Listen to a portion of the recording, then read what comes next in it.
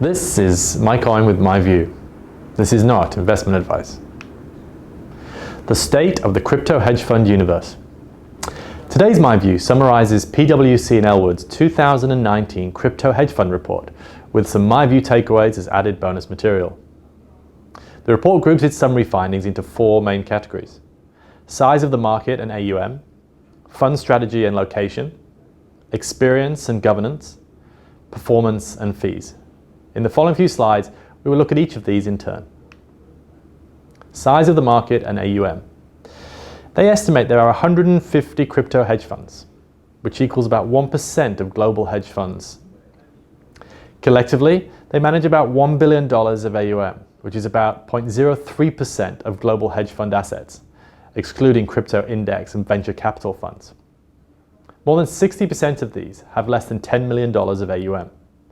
In fact, only 15 funds are estimated to have AUM of more than $50 million. In Q1 19, the average crypto hedge fund AUM was just $21.9 million.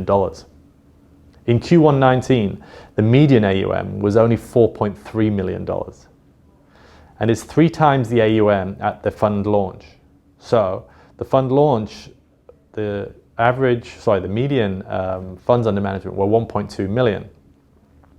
That was in January of 2018. So funds look to have been relatively successful despite a difficult market.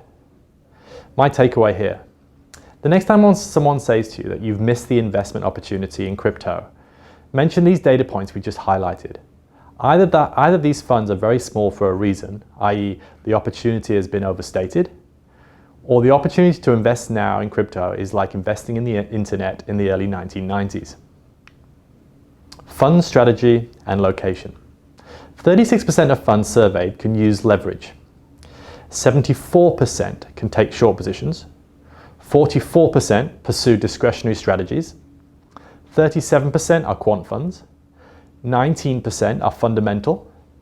And funds tend to be domiciled in the same jurisdictions as traditional hedge funds, i.e. Cayman is 55%, the US 17%, and the BVI 13%. My takeaway here: firstly, I'm surprised that only 36% of funds use leverage, but maybe this is because of the perceived asymmetric return profile of the asset class. With each of the last 3 Bitcoin cycles returning just 20% of the return of the previous cycle, should this continue, I would expect a large increase in volumes of leverage trading to juice up returns over the next few years, which will likely coincide with derivative market volumes significantly outgrowing spot market. Secondly, I'm surprised that in a domain where there is no mainstream consensus on how to value most assets, that quant funds are not more dominant in their position. I also expect that to change over the coming years.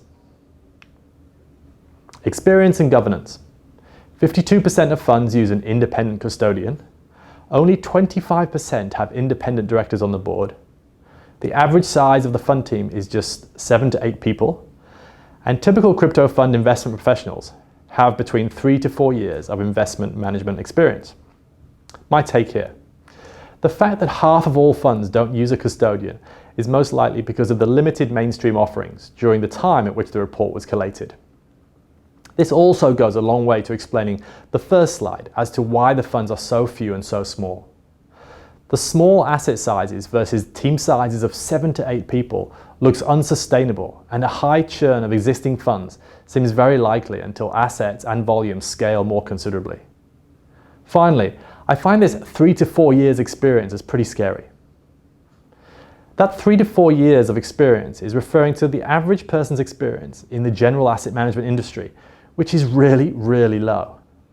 Not one of those people has ever experienced a bear market in traditional assets. In fact, most haven't experienced a bear market in their adult lives. This may just be a reflection of how early we are, but I would expect some serious competition to join the pack over the next few years. Performance and fees. The median fund returned negative 46% in 2018 versus the Bitcoin benchmark, which was down 72%. In 2018, the median crypto fundamental fund returned negative 53%. Discretionary funds were down a whopping 63%, and quant funds collectively up 8%. The average fees for crypto hedge funds were 1.72% for management fee and 23.5% for performance fee.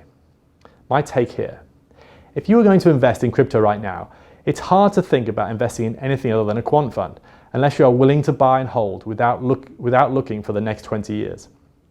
Whilst my gut assumption is that a quant fund is likely to underperform in the bull markets by some degree, the asset protection through the bear market, and hence the higher base you'll have on your assets going into the next bull market, could make an immense difference to your net worth.